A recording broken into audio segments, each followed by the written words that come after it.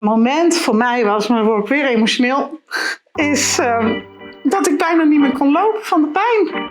En ik kon niet eens meer met mijn eigen hondje wandelen. En ik wist niet hoe ik het op moest lossen.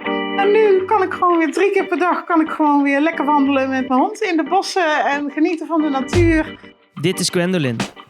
Ze woonde en werkte in verschillende landen en beoefende allerlei soorten geschoold werk. Door een auto-immuunziekte kan ze dat nu niet meer doen. Onze geneeskunde wist geen raad. Daarom vond Gwendolyn antwoorden in een alternatieve hoek. Welkom bij Canna Heroes, een serie waarin je een kijkje krijgt achter de gesloten deuren van medicinaal cannabisgebruik. Eerlijke en indrukwekkende verhalen vol voor- en nadelen over cannabinoids.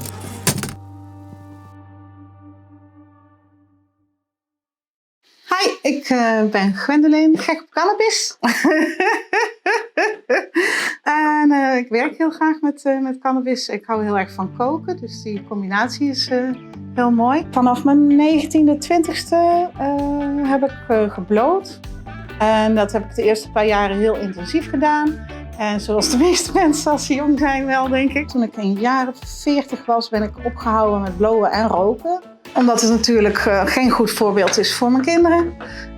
En het is gewoon heel erg ongezond om te roken, dat weten we allemaal. Ja, en toen kreeg ik heel erg veel last van al mijn klachten. Ik heb nogal veel dingen. Ik heb ADHD, ik heb chronische posttraumatische stressstoornis. Ik heb dus artrose, maar veel ontstekingen in mijn lichaam. Vanwege waarschijnlijk een auto-immuunziekte. Ja, en het belemmert mij heel erg in het bewegen vooral. Die werden in een half jaar tijd zo erg dat ik dus bijna niet meer kon lopen. En ik werd ook heel erg depressief. Ik kreeg weer last van mijn angsten, wat ook bij posttraumatische stressstoornis hoort. Dus ik kreeg heel erg angststoornissen. Dus het werd voor mij steeds pijnlijker om mijn werk te doen. Maar ik wilde per se ophouden met roken en blowen. Na een jaar ben ik op zoek gegaan naar een andere manier om toch cannabis te gebruiken. Op een manier die niet via je longen was. Toen heb ik Suvernuva gevonden. En die ben ik nog steeds heel erg dankbaar. Rinus Bijntema, echt. Ja, nou word ik emotioneel, maar die man heeft mij zo geholpen. Ja, daar ben ik nog steeds zo dankbaar voor. Want hij heeft mij echt de kans gegeven om die wietolie uit te proberen. En hij heeft mij gewoon een tweede kans op het leven gegeven, om het zo maar te zeggen. En dus daar ben ik heel dankbaar voor. Maar ja, na een paar jaar is er een hele rechtszaak geweest. Is hij veroordeeld, dus hij mag geen wietolie meer maken. Ja, en toen moest ik iets. Toen stond ik ineens voor een voldongen feit van en nu kan ik dus geen wietolie meer via Suvernuva kopen. En ik had het in principe via de huisarts kunnen doen. En dan had ik in principe wietolie via de apotheek kunnen kopen. Maar voor zover ik weet is er nog maar 1 apotheek die dat heeft in Den Haag. En het is heel erg duur. Voor de meeste mensen niet te betalen. De verzekering vergoedt het niet. Dus dat was eigenlijk voor mij financieel ook geen optie. En toen gelukkig was daar Pot by Night, waar ik heel erg blij mee ben en heel erg dankbaar voor ben. Dus nu kan ik gewoon lekker zelf mijn eigen wietsoort uitzoeken, biologisch verbouwen en daar zelf mijn medicinale wietolie van maken. Ja, het is gewoon geweldig. In 1 woord geweldig. Het is super makkelijk. Je doet je wiet ik kan hem nou niet laten zien omdat hij aan het infusen is. Maar je doet je wiet in het potje. En je zet hem op decarben. En het groene lichtje gaat dan aan. Dan weet je dat hij aan het werken is. En het moment dat hij een ding ding ding geeft, een geluidje, dan is hij klaar. Dan kun je er je boter of je olie bij doen, of wat je dan ook wil. En je zet hem weer aan op de infusingstand. En een paar uur later heb je gewoon hele fijne olie. Daar heb ik genoeg olie voor, waarschijnlijk een maand of 2 in één middagje eigenlijk. Dus en je ruikt het bijna niet. Ja, ik ben gewoon echt een super fan. Ik denk dat cannabis, dat we de helft nog niet weten van waar het allemaal goed voor is. Ik denk dat het, voor mij is het goed vanwege mijn posttraumatische stressstoornis, die heel erg geminimaliseerd is daardoor. Ik heb veel minder pijn. Ik slaap heel veel beter. Ik heb bijvoorbeeld ook een vriendin die een auto-immuunziekte, een hele zware auto-immuunziekte heeft gehad op haar lever. En haar lichaam was haar lever aan het afstoten. En zij is cannabisolie gaan gebruiken nadat ze een jaar lang prednison heeft gebruikt. En van de prednison had ze zoveel klachten en zoveel bijkomstige problemen, zoals botontkalking bijvoorbeeld, dat ze dat eigenlijk niet meer wilde gebruiken. En haar specialist was daar niet blij mee. En toen is zij cannabisolie gaan gebruiken en binnen een half jaar was ze volledig van de prednison af. En heeft ze nu gewoon weer een normaal leven.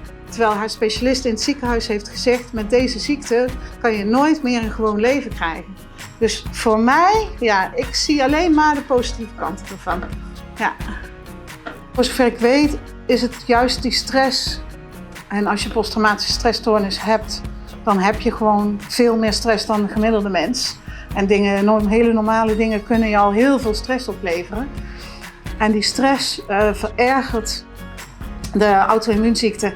Die verergert al je klachten.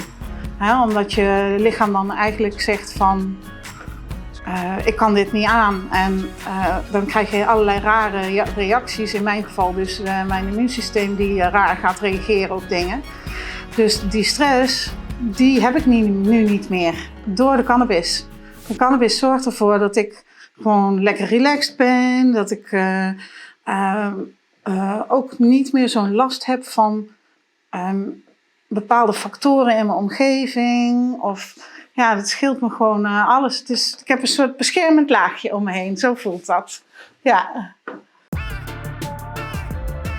Ik vind het grootste nadeel het stigma wat er omheen hangt. Mensen die het niet begrijpen. Ze willen het ook niet weten. Ze reageren puur vanuit hun angst.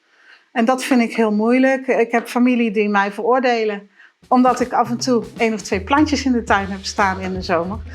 En denken dat ik de hele dag high door het huis loop en niks doe. Weet je, alle vooroordelen die aan cannabis plakken, die krijg je automatisch erbij als je zegt dat je cannabis gebruikt. Ja, nog een nadeel van cannabis is dat je geen auto kan rijden als je het gebruikt. Dus dat vind ik lastig. Ik vind het ook wel een nadeel dat ik af en toe een beetje vergeetachtig ervan word. Dat ik dingen niet helemaal registreer. Maar ja, dat is een beetje een dubbele voor mij. Omdat ik vanwege mijn posttraumatische stressstoornis heel erg gevoelig ben. Is het ook wel fijn dat ik me af en toe door middel van de cannabis een beetje kan afsluiten, emotioneel. Dus, maar dat betekent dus wel dat je sommige dingen gewoon niet meer oppikt. Mensen die iets tegen je zeggen, dat je misschien niet helemaal de bedoeling ervan meer binnenkrijgt. Ja, daar kan je ook mee leren omgaan en leren om gewoon meer vragen te stellen.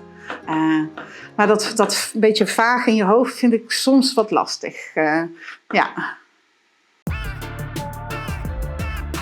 Ja, het mooiste moment voor mij was, maar dan word ik weer emotioneel, is dat ik bijna niet meer kon lopen van de pijn. En ik kon niet eens meer met mijn eigen hondje wandelen. En ik wist niet hoe ik het op moest lossen. En nu kan ik gewoon weer 3 keer per dag weer lekker wandelen met mijn hond in de bossen en genieten van de natuur. Nee, ja, cannabis maakt mijn leven gewoon veel mooier en veel beter. En ik ontmoet allemaal leuke mensen die ook allemaal gek zijn op cannabis en het ook serieus nemen en er graag over praten, net als ik. Ja, ik word er gewoon heel erg blij van.